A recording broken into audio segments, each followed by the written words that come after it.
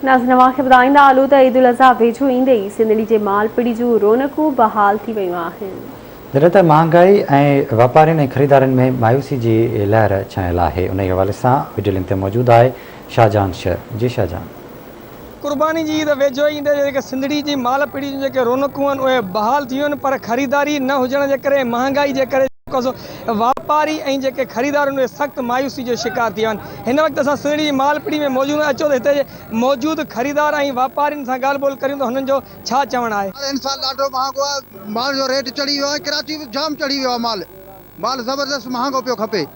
पर महांगाई जो हींअर दौर आहे, नंढे हूंदे माण्हू नंढो छेलो 20,000 जो वठी ताते तो पोइ लाज़मी 40-45 कंदो, सेठ वठण त भाई माल महांगो आहे। अन्न चारियूं था, बूसो, चोकर, जंतर, लूसण वग़ैरह वग़ैरह सब शइ चारियूं था। कुल रेट सही आहे, महंगाई जे हिसाब सां सब शइ महांगी आहे, उन जे हिसाब सां माल जो रेट बिल्कुलु बहितर सही आहे। वापारी वेचारा आहिनि 200 कमाईंदा, उन जे हिसाब सां भाॻिया माल चङे नमूने ॾींदा त अॻियां वापारी बि कमाईंदो ऐं कुर्बानी वारो पंहिंजी कुर्बानी बि क़बूल कंदो। वठूं नंढो छिलो त बि 25,000 20,000 खीरो पियो मिले त ॿिड़ांदो उन हिसाब में पंहिंजे रेट ते खपंदो। महांगाई वधी वई आहे, महांगाई जे हिसाब सां माल ईअं महांगो ई खपंदो।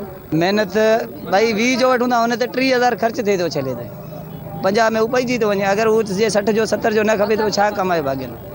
इहो महिनत घणी आहे, बाक़ी कमाई कोन्हे। ॾिसूं था त कमाई का शइ कोन्हे। जी बिल्कुलु, तव्हां हिते मौजूदु वापारियुनि भाॻियनि ऐं ख़रीदारनि जूं ॻाल्हियूं ॿुधियूं। ज़रूरत उन ॻाल्हि जी आहे त महांगाई जेको बुंजो ॾिनो वञे, जीअं त हितां जा ख़रीदार जेके आहिनि ऐं वापारी जेके उहे कुर्बानी जी जेका सुनत इब्राहिम आहे उनखे ज़िंदा करे सघनि। कैमरामैन यूसुफ शर सां गॾु आवाज़ TV न्यूज़ सिंधड़ी।